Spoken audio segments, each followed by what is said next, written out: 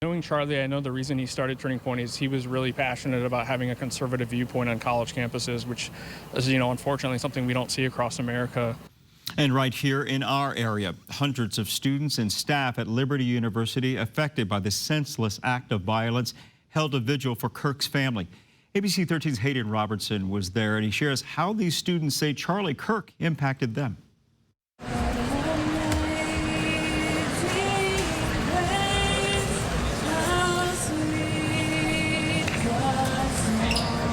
Arms around one another, hand in hand.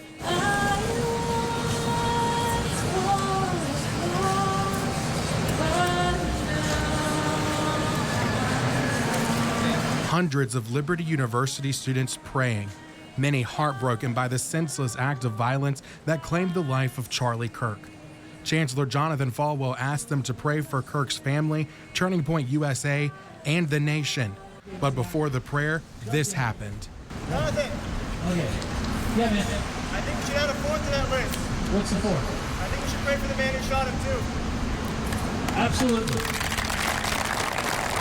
A student asked Jonathan to pray for whoever shot Kirk, and Falwell did just that.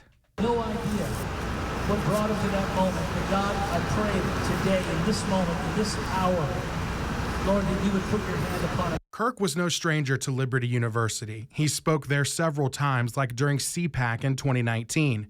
Former President Jerry Falwell Jr. told me they were close and is appalled by what happened.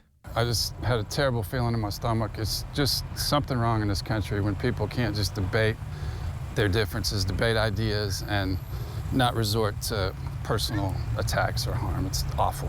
He knew that there were people out there who, quite frankly, wanted him dead. Kennedy Wetzel is the Turning Point USA chapter president at Liberty University.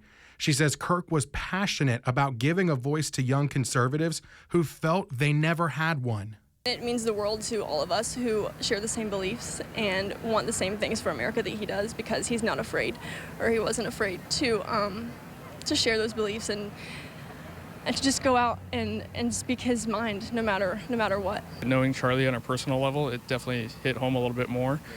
Certainly started praying, and then when President Trump made the announcement that Charlie had passed, my heart broke. Jake Daggle tells me he was one of the first few people Kirk hired back in 2012.